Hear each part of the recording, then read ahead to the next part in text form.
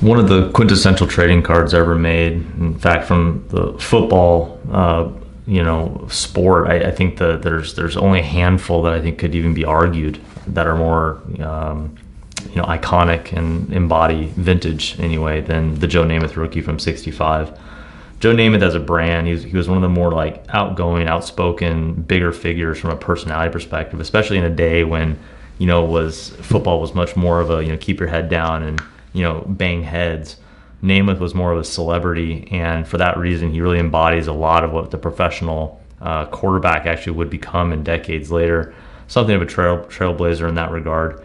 But Broadway Joe was, he was just a winner, but he also embodied kind of what fans wanted to see, and that's one of the reasons why his rookie card is so coveted.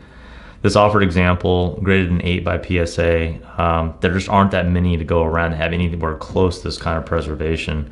The things that really jump out of this example for us is the print, the color.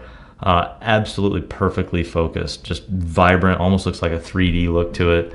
The coloring is without major blemishes. Sometimes we'll see some print snow or types of other imperfections. This is as clean and well printed as I think you'll ever see for the issue.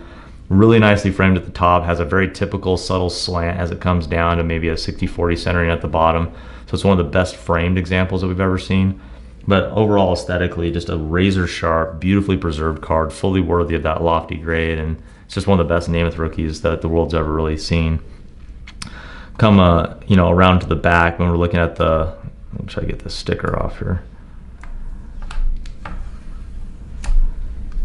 So looking at the back, it's very similar to the front. It's clear this card really hasn't had any circulation.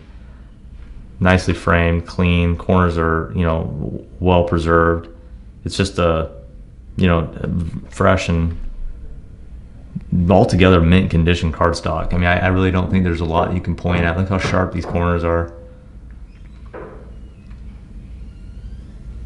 It's not far off from what you'd have as an 8.5. I mean, again, but the only thing I think you might be able to point at would be that subtle centering shift. But this is a card which is very close to a higher designation. Could easily have graded a 9 with just a couple points better centering. So all throughout, absolutely glistening, beautiful copy of a card which frankly just does not come up in high grade very often. So we're delighted to have it.